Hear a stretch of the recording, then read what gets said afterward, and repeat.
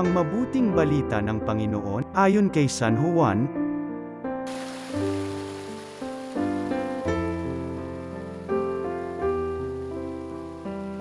Madilim-dilim pa ng araw ng linggo, naparoon na si Maria Magdalena sa libingan. Naratnan niyang naalis na ang batong panakip sa pinto ng libingan.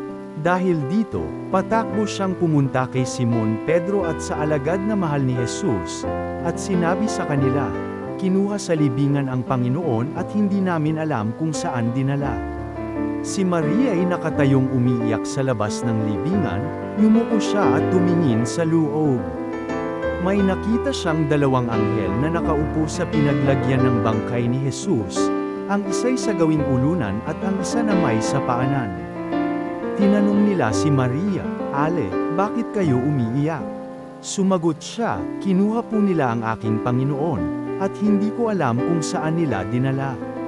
Lumingon siya pagkasabi nito, at nakita niya si Jesus na nakatayo roon, ngunit hindi niya nakilalang si Jesus iyon. Tinanong siya ni Jesus, "Bakit ka umiiyak? Sino ang hinahanap mo?" Akala ni Maria ay siya ang tagapag-alaga ng halamanan, kaya't sinabi niya, "Ginoo, kung kayo po ang kumuha sa kanya, ituro ninyo sa akin kung saan ninyo dinala at kukunin ko." "Maria," ani Jesus. Humarap siya at kanyang sinabi, "Rabboni," ibig sabihin guro. "Huwag mo akong hawakan, sapagkat hindi pa ako nakapupunta sa Ama," wika ni Jesus. "Sa halip, pumunta ka sa aking mga kapatid at sabihin mong aakyat ako sa aking Ama at inyong Ama, sa aking Diyos at inyong Diyos."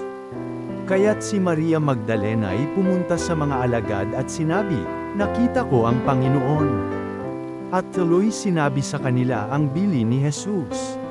Ang mabuting balita ng Panginoon.